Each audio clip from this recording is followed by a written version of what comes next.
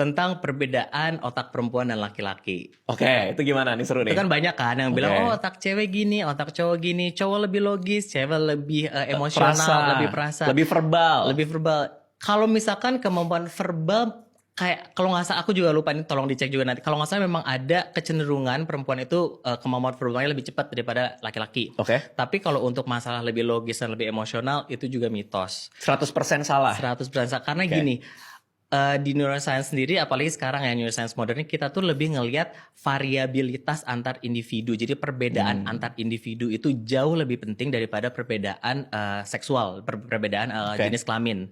Jadi contohnya gini deh, misalkan ada orang, misalkan ada cewek, dua cewek ini misalkan kembar lah, taruh aja. Dia itu yang satu dibesarkan di keluarga yang super permisif, semuanya boleh segala macam santai aja. Di satu lagi yang super strict. Itu juga kan akan membentuk bagaimana kepribadian mereka kan. Jadi yang di sini yang lebih penting itu adalah lingkungannya seperti apa, lalu akses pendidikan juga, akses kesehatan, semua itu lebih berpengaruh ke kepribadian seseorang daripada perkara jenis kelaminnya aja. Oke, artinya cowok lebih logis, cewek lebih perasa, itu 100% mitos. Itu mitos, dan itu sebenarnya lebih sangat-sangat dipengaruhi sama budaya kan. Kayak di Indonesia deh, cowok nggak boleh nangis. Itu kan sebenarnya kan ruang anak laki-laki untuk mengekspresikan emosinya secara sehat. Menangis itu sehat, sedih itu sehat, sedih itu diperbolehkan banget, bahkan otak kita tuh butuh.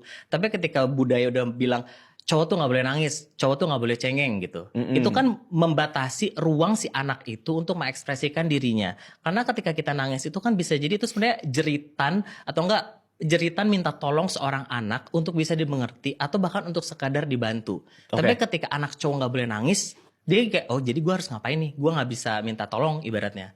Sementara kalau cewek kan ya udah, kalau cewek nangis kayak lebih oke lah, nggak apa-apa lah kalau cewek nangis itu mengekspresikan emosinya, lebih penyayang, cewek nggak apa-apa gitu. Sementara kalau cowok kayak jangan kayak gitu gitu. Artinya itu lebih ke struktur sosial, Lebih struktur sosial ketimbang komposisi otak. Iya betul. Makanya kan kalau kita ngelihat manusia itu biasanya kalau sekarang terutama kita ada framework yang baru ibaratnya adalah biopsychosocial. Jadi kita ngelihat kondisi biologisnya kayak apa. Karena kan setiap orang otaknya beda-beda nih. Jadi mau di jenis kelaminnya sama, kalau dua orang yang berbeda akan beda juga otaknya gitu. Jadi mulai strukturnya pun akan ada perbedaan sedikit, tergantung pengalaman yang dialami gitu kan, dan apa yang dia lakukan.